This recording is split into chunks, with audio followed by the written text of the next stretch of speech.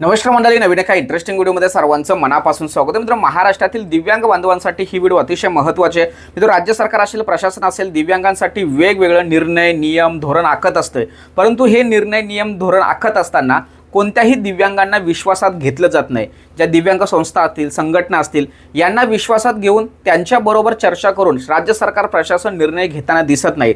त्यामुळे हे जे निर्णय, नियम आहेत हे आपल्याला त्रासदायक आहेत आणि हे कुठेतरी थांबले पाहिजे. शासनाला किंवा प्रशासनाला निर्णय घेत असताना दिव्यांगांचा विचार करून घेतला पाहिजे, याचं वातावरण आपण निर्माण केलं पाहिजे. यासाठी मित्रांनो, राज्य सरकारने 2-3 महिन्यामध्ये जे काही महत्त्वपूर्ण निर्णय घेतलेत, त्या निर्णयाचा आपल्याला किती त्रास होणार आहे किंवा धोका होणार आहे याविषयी आपल्याला माहिती असणं खूप गरजेचं आहे. आणि तो धोका निर्माण होऊ नये यासाठी जे काही निर्णय घेतलेत ते मागे घेण्यासंदर्भात आम्ही सर्व जे काही माझे मित्रपरिवार आहेत किंवा दिव्यांग काही बांधव आहेत, असे एकत्र येऊन राज्य सरकार, प्रशासनाला आम्ही त्या ठिकाणी जाब विचारणार आहोत आणि त्यांच्याकडून हे जे काही निर्णयाची आखणी केलेली आहे त्याचं स्पष्टीकरण किंवा ते मागे घेण्यासंदर्भात आम्ही त्या ठिकाणी त्यांना अपील करणार आहोत किंवा निवेदन देणार आहोत. परंतु मित्रांनो, तुम्हाला काय वाटतं याविषयी सुद्धा माहिती असणं खूप गरजेचं आहे. कारण आम्ही हे करतोय, पण ग्राउंड लेवलला दिव्यांगांच्या मनामध्ये नेमकं काय आहे हे सुद्धा आम्ही जाणून घेणं खूप गरजेचं आहे. नाहीतर आम्ही तुमच्यासाठी काहीतरी करायला जातोय आणि तुमच्या मनामध्ये जर तसं काही नसेल किंवा तुम्हाला तो पॉईंट राज्य सरकार, प्रशासनाचा योग्य जर वाटत असेल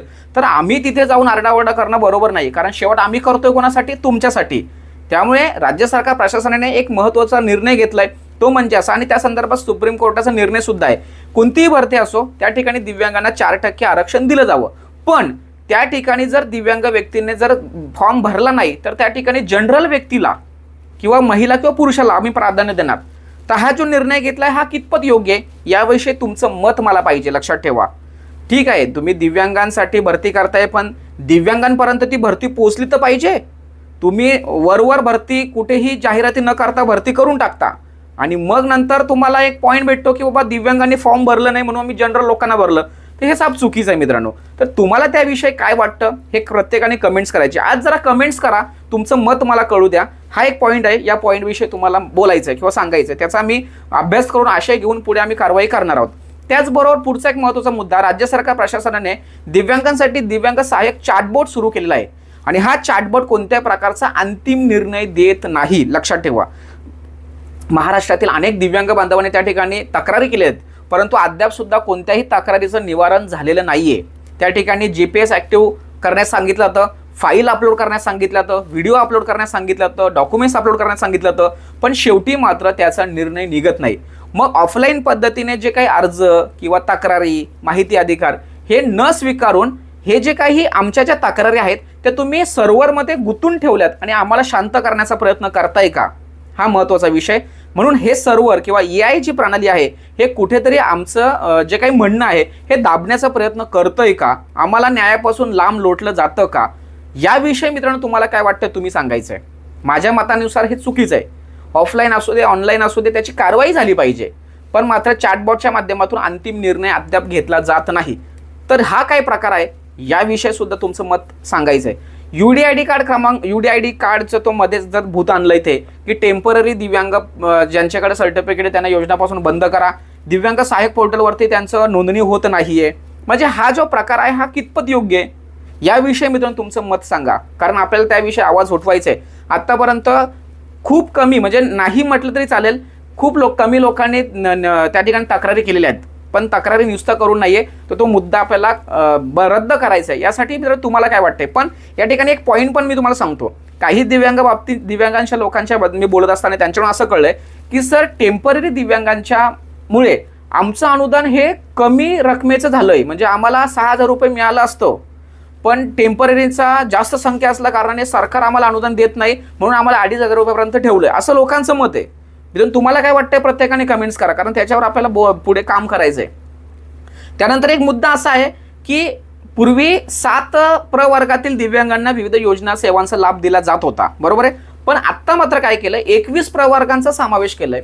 तिथे सुद्धा काही दिव्यांगांचं असं मत आहे की 21 दिव्यांग प्रवर्ग करण्यापेक्षा जे काही 7 ते 11 दिव्यांग प्रवर्ग करा आणि बाकीच्या लोकांचा जो काही संख्या वाढते, जी गर्दी होते ती कमी करा.